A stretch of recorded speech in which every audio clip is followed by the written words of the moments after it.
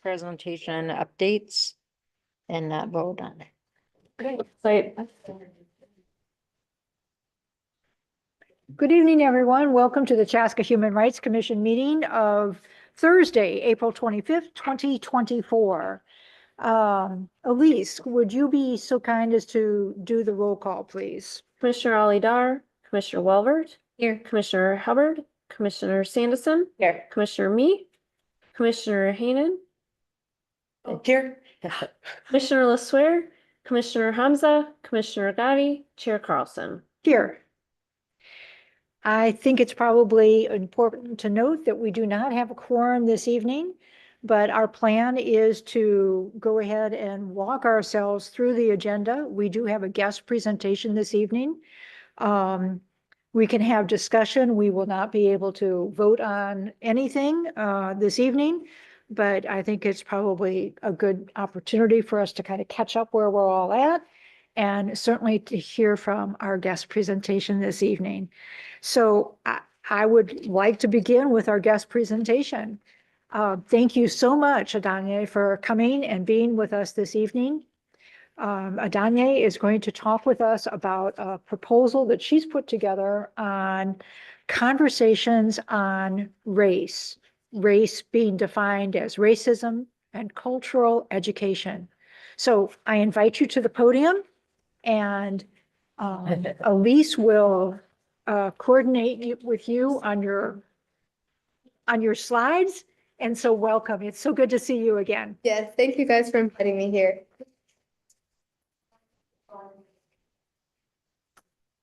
Okay, so just to introduce myself, I know some of you do know me, but my name is Adonai Yidnekachew. I'm from Chaska High School, and I'm an 11th grader. And I've been living in Chaska for over 10 years, so I kind of know this place a little bit more. I lived in Minneapolis beforehand, but the main place that I know is Chaska. So I've been really involved in my school and just making a change in my community. Whenever I see something wrong, I obviously want to go and change it and make that impact. And so I'm here to bring a proposal and an idea that I was thinking in my head called Conversations on Race. And I'll be explaining that throughout my presentation today. But just to give a little bit of background about what I did before leading up to this point is I joined the Anti-Racism Commitment Coalition run by Don Zaleggett. And so that was kind of how I started my anti-racism journey at like 13 years old. And he kind of introduced me into this concept that I never even knew what that was beforehand. And living in Chaska, I didn't know what racism was until I was like 10 years old. Like somebody telling me that the color of my skin actually affected how people perceive me or how I would walk in life. Like I could not process that at all because I had been so assimilated to the culture and like, so that was something that I was experiencing. And when I started to realize that, yeah, I am affected by affected by racism and how I go about life in my education, I decided that I wanted to do something about it. And so I started the student organization against racism at my school. And so that kind of bring up this idea of conversations on race and how I want to implement that. So Conversations on Race is a non-for-profit organization that aims to start up more conversations about racism and culture in our communities, to be more aware of the reality, the beauty, and the issues of our community so we can build it up together with more knowledge of each other. So basically my mission is to help bring more conversations to our community that is currently lacking about racism. So how I wish to do this is to facilitate in-person life-changing conversations as a resource for the community to build a space where peers are respected and acknowledged, and we're actually talking about racism and culture education in our schools. So I want to start here in Chaska, but I hope to expand within Carver County. The SOAR Club is currently in Chaska, and we've been having these conversations within students and within high schoolers. And it's been really impactful, and I'll talk about it later, about how we got people from all demographics, students from all different places to come together in a circle and generally have a conversation on race. And it was one of the most empowering things ever to see us all, no matter where we were from, just talk about race authentically. So yeah. So the problem we aim to address is the lack of conversation on cultural education between community members and the lack of awareness and the ignorance of anti-racism in Carver County. So personally, what I've seen is growing up here and seeing the deaths of Philando Castile, George Floyd, Daunte Wright, all being in Minneapolis, Minnesota, And me having to experience that as a kid and not understanding that, yeah, they were purely killed on the basis of the color of their skin, and that's why the outcome ended up how it ended up, never processed with me. And looking at like the achievement gap in our schools, with Minnesota being dead last in the entire United States and us not doing anything to address it or anything to talk about how the disproportionate rates of POC in Chaska High School in like these lower level classes, and them not being in the AP classes, you not seeing no POC in the AP classes, and how we're doing nothing to talk about that. Like, it's easy to ignore an issue that you never talk about, right? And you never address it in the first place. And I realized that nobody's talking about this, right? Why am I, the 16-year-old girl, the only one like talking about this issue here? You know what I'm saying? So it was really frustrating me. And I was like, what if we all sit down and just talk about it? I think that's the first step, is to just sit down, youth, adults, everyone, to just come and sit to a place where we can be like, let me learn about you. Let me learn what's different about you. So how will this organization solve this problem? So I did a little bit of research, and I figured out there was around 17% of POC in the Chaska. So it would be really easy to ignore the issues of racism that are going on in the community, and it's easy to not see them when you don't see a lot of POC. And even with the history of Chaska High School, if you do search it up, there's been a history of a lot of racist incidents. And so that's how the SOAR Club kind of was formed, was alumni telling me like, please do something about racism at Chaska High School. We've tried again and again, and we've not gotten anywhere because of the administration. And gladly, the SOAR Club was able to work with the administration at Chaska High School. So now we have a better relationship. And I realized it was just from sitting down with the principal, the vice principal, the superintendent, and literally just talking to them about how we truly felt without going around formal stuff, just literally telling them this is how we feel, this is how past people have felt. And they resonated with us, and they said, you know what, I'm sorry about what we've done in the past, and how can we help you? Just genuinely, how can we help you? Forget about all the policies, all the laws, how can we help you? And I found that so empowering, that the principal and the administration was able to do that. And so because of conversation that happened. Next slide. And kind of going back on the sad truth is that there's currently no outlets for POC in the Chaska community to have these conversations about themselves, because what we're taught is to assimilate a lot of times, and that's what we're taught, is to assimilate with the cultures and suppress our culture and say, no, we need, in order for us to get somewhere, we need to assimilate to the culture around us. And so having these conversations would basically allow us to be like, no, we're not going to assimilate. What we're going to do is we're going to say we're each different, we're each unique, and let's learn about each other. Let's learn about how we're all different and how we can work together to make change happen in our community. And I feel like that conversation part is lacking. So that's what this organization would. And this was mainly due to a conversation, as I said, that we had in the SOAR Club at our school. And what happened was our dean was actually doing restorative circles, and it was between a few POC in our community with some of my friends, and it was around 3 or 4 teachers. And the outcome of this, we were talking about colorism, and it got quite deep, and people were sharing their testimonies, and there was crying, and even seeing like teachers crying because they understood this is what my students were going through, and they started crying as well because they didn't know that this is what their students were going through. And so everyone was crying. It was a very sad moment, but it was also empowering afterward to see us all wiping our tears, teachers and students, because we sat down and we realized that there's more to it than just our education, that we're dealing with things at home that we don't know about. And so that was so powerful to me. And I was like, if we as a community could bring like our children and adults and just literally have authentic conversations about racism and culture education and how that impacts us, then we can genuinely love each other and create change. It's all about love, I guess.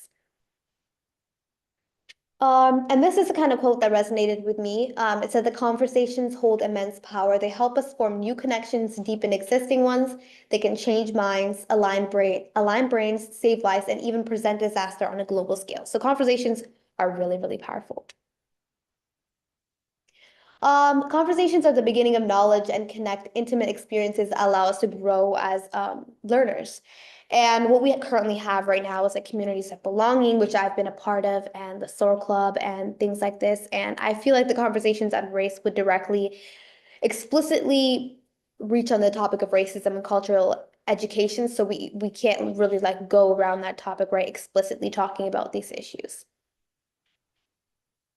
And so our goals is to obviously start in the Chaska community and hopefully expand to Carver County. This could look like recorded discussions.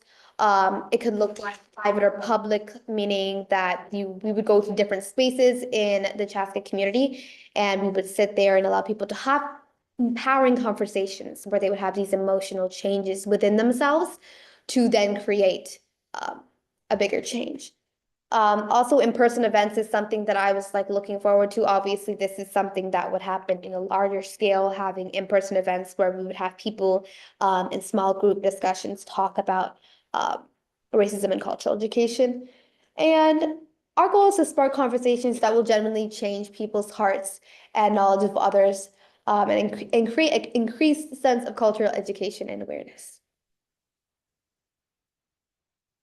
So I do have a visual video up here, but I'm not sure if you guys can see it. So I don't know if you would be able to play it. I am here to tell you today that your 1 second, I gotta share the right screen now. Okay.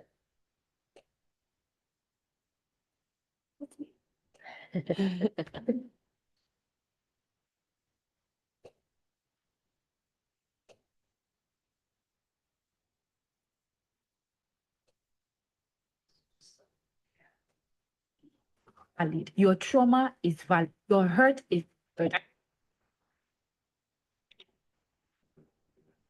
Just gonna watch like 1 minute of this. You guys able to see the screen? Oh, you guys are. You, Yeah, I can. Audience, you are a traffic officer. Is there anything that Hang on 1 second, I'm trying to get the volume up, Yeah. so. So you can start playing it from the middle when they start discussing, kind of Where would you like to start it at? like 10 minutes, I guess. 10 minutes? Okay.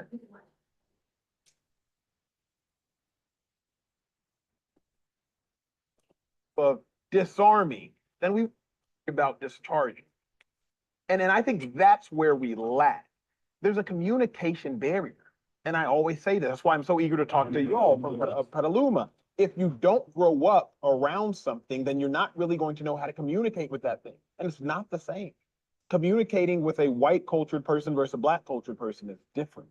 I would submit that 90% of black people in the last 5 months have gone through a tragic experience.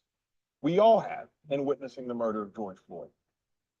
But it is different for black people because they can literally see themselves as that person. You can't fix a problem you don't know.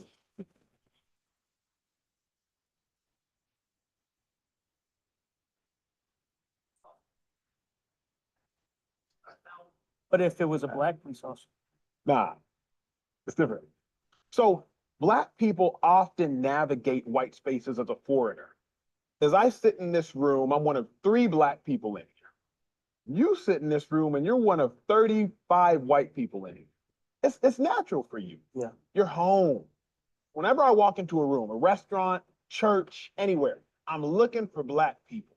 Just in case something pops off, it's like, okay, me and you, like we're together.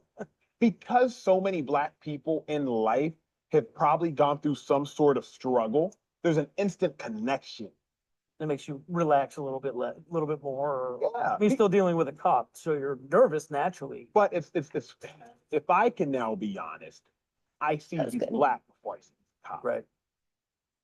I see you all are cops first.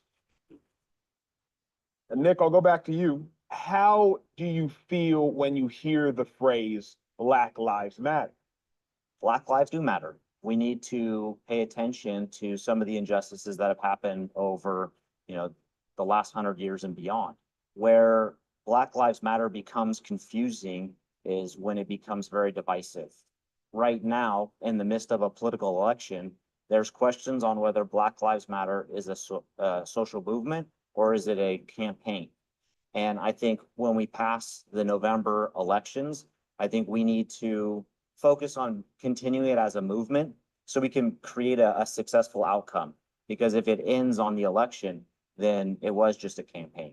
You have something, I know. Yeah, I mean, So the blue lives matter flag, right? The blue line, either on a flag or it's black, blue, black, has taken on kind of a life of its own. Politically, currently, it's obviously flying on one side of the political boundaries opposed to the other. So when you see that, what do you see?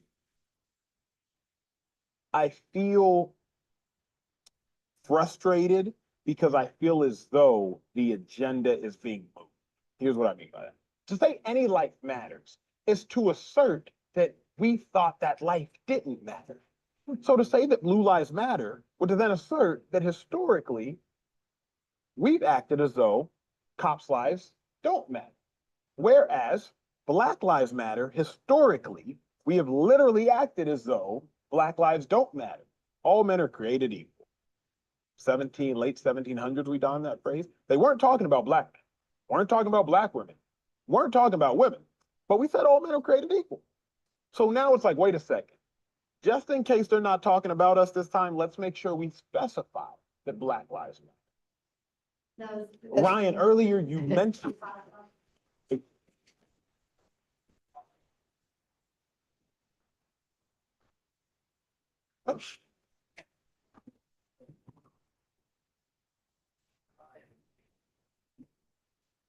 Are you able to pause the video? We Yeah. have as police officers. Perfect. That was a good segment, but yeah, but basically like I was watching these videos in COVID. I don't know if you guys have seen like uncomfortable conversations with a Black man, and that's kind of like the main idea of how it's gonna kind of look like is just having people sit down and just having authentic conversations with each other, just questions they're genuinely curious about and asking each other about it so we can better learn about ourselves. So you can go to the next slide. And talking about the uncomfortable part of it is people consistently avoid deep conversations, especially with strangers, because we worry that these conversations will feel awkward for ourselves. And that's a lot of the times that's the problem, is that people feel uncomfortable to talk about these issues. And I think that's where the change starts, is that we have to realize that we're all going to be uncomfortable in these situations to talk about these things, feeling like we're going to say the wrong things. But I believe that sometimes we have to say the wrong things so that we can learn what's right. Right. So just being completely authentic in these conversations and knowing that we'll all be uncomfortable and it will be awkward, but coming to these places, like even the conversation I was talking about earlier, it was really awkward in the beginning with teachers being there and being uncomfortable to share what we've experienced at home. But at the end, we were all crying and we were all sharing, even teachers were sharing their testimonies. So it's just getting started and feeling that connectedness to love each other more. So kind of some current ideas, and I've talked about this a little bit earlier, but future plans include like having in-person events where many people can talk in different small groups in one kind of area. But the current idea I'm kind of thinking about is starting conversations in different spaces in Chaska. For example, we've already started in Chaska High School. So how we can get it to different organizations, different nonprofit organizations, so they can have these separate conversations to then dismantle any kind of tension going on in there, and just generally try to learn about everyone in their spaces. And like providing trainings and feedback sessions to improve the environment in different places. So we did a mock conversation at Chaska High School like 2 weeks ago, just to see how this would look like, the conversations on race format would look like. So we had 3 questions and we had demographics. I don't know if you could click on that link or if it would take a, yeah. If you can't, that's okay. But yeah, so we did, I kind of did like a report and I analyzed the data of like our discussion and how we went about it. And the demographics were quite great and we had responses to each of the questions. And it was truly authentic. At first, high schoolers, obviously, when things are really serious, they all start laughing. And so that was the beginning of the discussion. We were all laughing because we were awkward. But as we had an adult there to lead us, he was kind of telling us that, yeah, we're going to feel awkward in the beginning, but as we got on, it generally got deep and serious, and we were generally talking about how we can dismantle this, because there's a lot of like racist jokes going on that we can, use in our everyday language, and we think they're funny, and then at one point, people started realizing that we need to stop using these racist jokes, even they seem funny to us, that they're actually degrading people. You can go to the next, I think the next one was it the left? Yeah, this is kind of the demographics when it came to like race and people in the discussion. it's kind of quite small, so I can't really see it. But we had a large range of people from 9th, 11th, 12th grade, races, African American, Latinx, Asian, as well as white. We had a great, like, it was really diverse. So it wasn't only one group speaking, and it was nice to see how all of them could bring their own perspectives in the spaces. Yeah, these were the kind of the questions that we were asking is like, what effect do you think social media has on our perceptions on different ethnic groups? So talking about how social media and when we scroll on TikTok, on Instagram, how that can change our perception of how different groups are perceived. So we got a few student responses, and you can kind of click through this slide to clipping, yeah, how colorism had an effect. And we had more student responses. Yeah, you can exit out of the report for now, but that's kind of how what we did was we gathered these responses. And when talking about conversations, it's not only about having conversations, that's like the main point, but also like taking action afterwards. So collecting this data and making sure that we're taking action and saying, okay, this is the problem in our schools, how can we address it? Or if this is the problem that we see in our students, how can in our next meeting we can talk about these issues and how to dismantle them. And this is kind of like how you guys can help as I wrap up my presentation is, I guess bringing in community members to be a part of these conversations when we do decide to have events come up. Connecting conversations on races, places in Chaska that we should reach out to, because as we start, I don't know how to start a non-for-profit organization, and I'm beginning some help with adults in my community, but I guess you guys can help with like how I can start this and how it would actually run in the community by bringing up ideas for places to start at, as well as facilitate your guys' own discussions if you would like to gain feedback as well. And also a startup fund is I don't know if you guys can do that, but that's a good idea. Anyways, so why is funding necessary? So this is kind of our budget breakdown, and we were looking for help on like cameras, microphones, lights, tripod, and spaces for recording, as well as the website. And so the cost is the main issue. So we would love to do like recordings of these events, but we don't have the materials to do so. So this is kind of how the budget breakdown looks like, and wondering if we could find places to ask so we can get the startup funds so we can start this organization. And so yeah, that's pretty much it, that all I have today. But I just want to say thank you guys for allowing me to come here and share my voice and tell you guys what has been going in our community. So hopefully I'll be able to reach out to you guys a little bit more too as well to help this happen in Chaska, and I'm excited to get it started. So thank you. Thank you. Yes, feel free to clap. Good job. The SOAR Club partnered with us at the recent January Dr. King celebration. They led our discussion. They did cultural and art pieces and poems, and was so significant. And I thought, and I think we concluded that that brought a different level of experience to our Dr. King celebration that we didn't have before. I mean, it's one thing to go and then you hear a guest speaker, and they've been terrific, but to hear words and then be able to turn to your neighbor and talk, and then have you and your fellow students be present with us was, I think, just really made the celebration for Dr. King and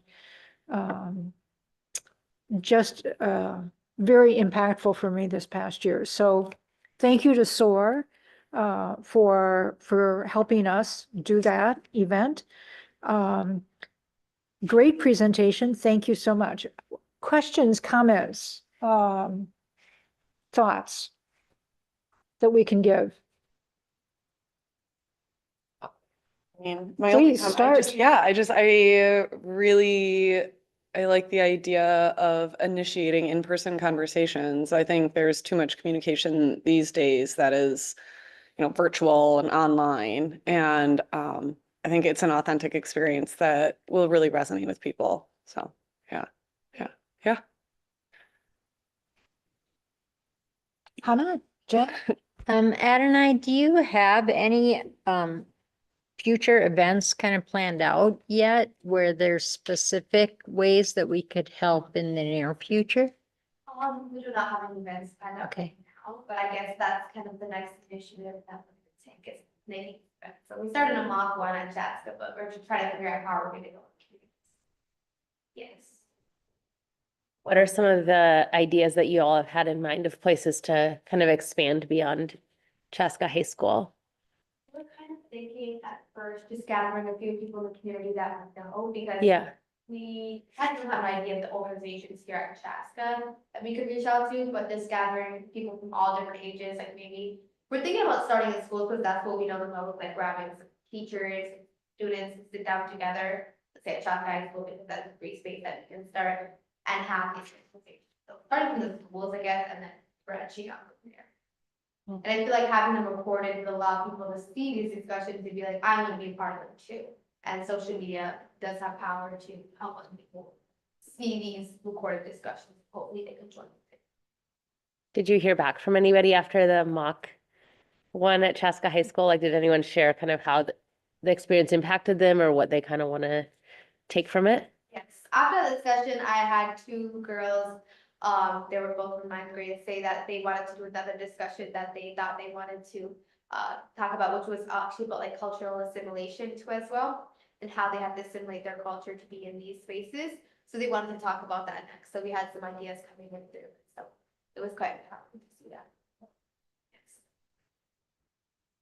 Considering that this is the end of April, May will bring school to an end.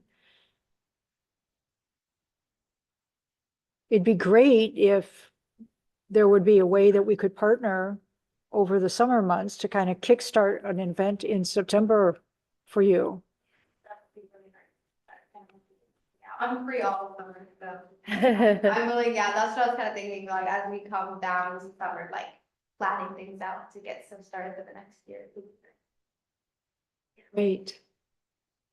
I'll keep reaching out for sure, yes. That sounds great. Yeah.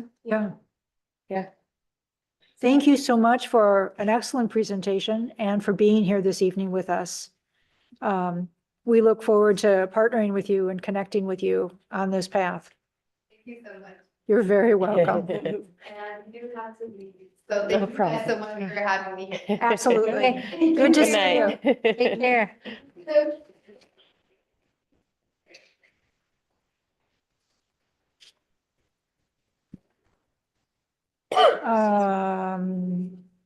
Let's see, we can't approve the minutes. But I guess we could probably do some discussion about where some of these existing events occur. I do have a request or an opportunity for members of the commission to attend the Heroes de Cinco de Mayo event, which will be held at the Chaska Event Center, starting at 7:20 this coming Thursday, May 2nd. Latino Voices has invited commission members, and you'll be delighted to know that we're also going to be honored at this event. Oh, So what time did you say? I'm sorry. it is at 7:20 a.m. Oh, wow. So it's an event that's in conjunction with the Chaska Rotary Club and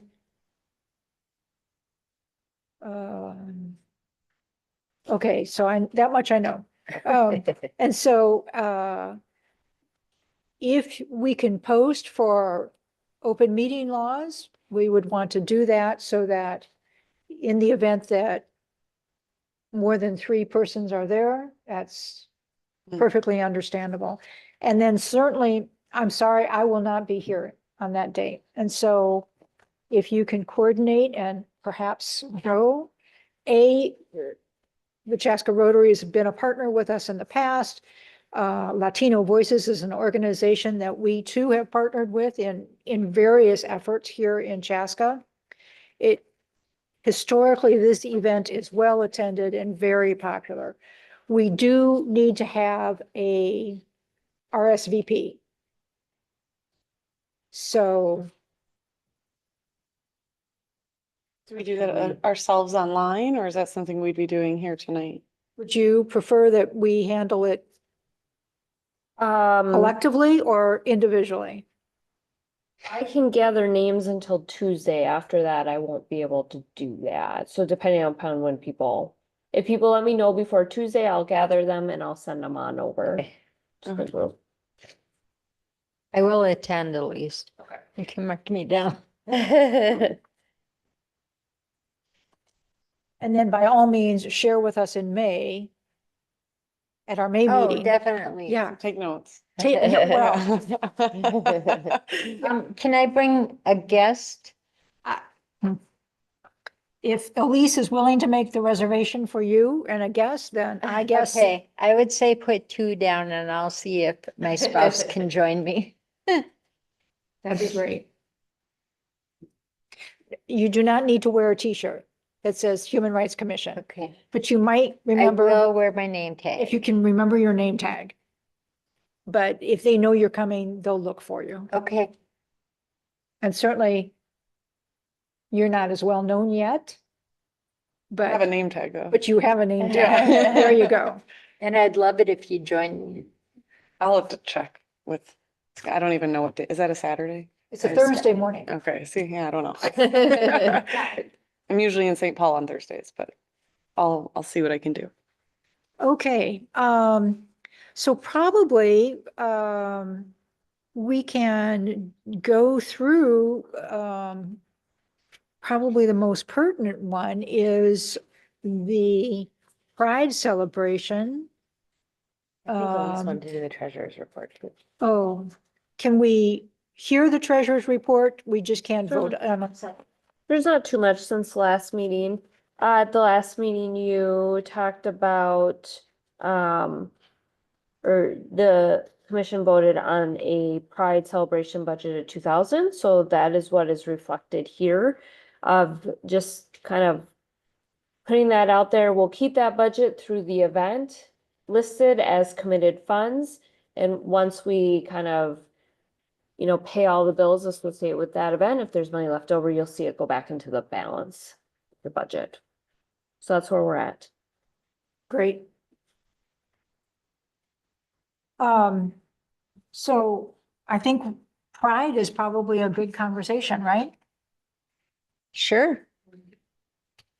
And I think we have 2 of the committee members with us. We do. Fortunate, yeah. I wanted to share with you, just before I came this afternoon, I received a phone call from Krista Talbot with the Zen Den Wellness Studio, local business person here in Chaska. It offered to help with the Pride event, willing to set up a booth, willing to set up yoga at the park, very excited about partnering with us in any way that she can. And I indicated to her that how we work with a subcommittee taking on these events. And so passing that on, but very thankful that a new business, a relatively new business, I'm not sure how long she has been here in Chaska, is interested in joining us and celebrating Pride with us. Great. Yeah. Yeah. Yeah. And Sarah gave us her contact information, so we'll be able to reach out. Okay, perfect. Yeah, so I'll just give a quick update then. We've had several meetings. Wonderful. Yeah, to get the ball rolling. We have touched base with a lot of the organizations that initially indicated interest in partnering, and we've gotten kind of settled commitments from most of them. I don't know if we want to go through all of that. That might be too much information right now, but Yeah, I think just keep it general right now because we aren't exactly sure the details of it yet. Right, So- yeah, so it's, the ones that we had been coordinating with, it's the Chaska High School GSA, Carver County Pride, Carver County Library, Parks and Rec Department, and then a group of local churches who are interested in partnering as well.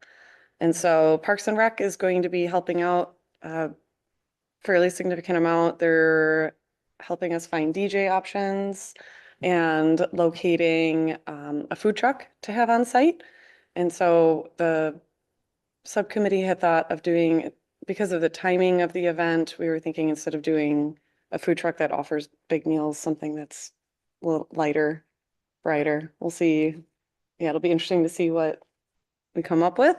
They will also be helping get some yard games and activities for everyone to help with. And then we were thinking about like a bounce house for the kids. So yeah, so that's sort of in the works still. We're doing ice cream again. The consensus was that we should move forward with the same ice cream order we had last year. It seemed to work well. And then another community art project. I believe that's what Cassie's helping with. We're doing thumbprint portraits. I don't have a visual, but it looked really cool. They're really cute. Yeah. So it's little, people do thumbprints and then can draw little faces on it. And I think they're on stickers or something that you can then attach to a larger piece of paper, mount it somehow so that it Yeah, kind of we're becomes a gonna meet with collective. her because this year Cassie is not able to join us at the event. And she's very upset that she has to miss it, but she has important commitments to other things. So, but Oh, she there it is, is. Yeah. yeah, Oh, cute. she's Yeah. more than willing to help us with the planning. So she'll help us figure out how to get this done before the event. Yeah. And then we were thinking we could place it somewhere in the community. That's great. Yeah. That looks fun. Yeah. Let's see. We're looking into doing face painting again, but we're trying to finalize volunteers for that. And then kind of the thing that's top of mind right now is t-shirts for the tie-dye event. So tie-dye went really well last year, and we were thinking this year of kind of formalizing it a little bit more. I know Juhi in our last meeting had suggested getting potentially sponsors, and then you could design a t-shirt. And so right now we're coming up with a little mailer to either send or bring around to businesses in Chaska to ask for some donations. And then any businesses that donate will get their logo on the t-shirt. Yep. And then that will help offset the cost of the t-shirt and hopefully save money in the budget for the rest of the commission.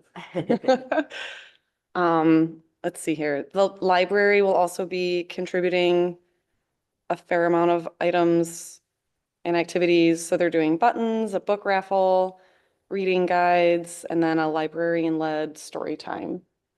Great. Yeah. So I think that covers most of it. One thing we talked about at our last meeting is to just go back to the face painting. Yeah. We haven't gotten in touch yet with the face painter from last year. We're planning to do that, but we would love to know if anyone knows anyone else who face paints, because she was very busy last year. And so if we can have more than one, that would be great. So if you know of anyone who knows of anyone, please let us know.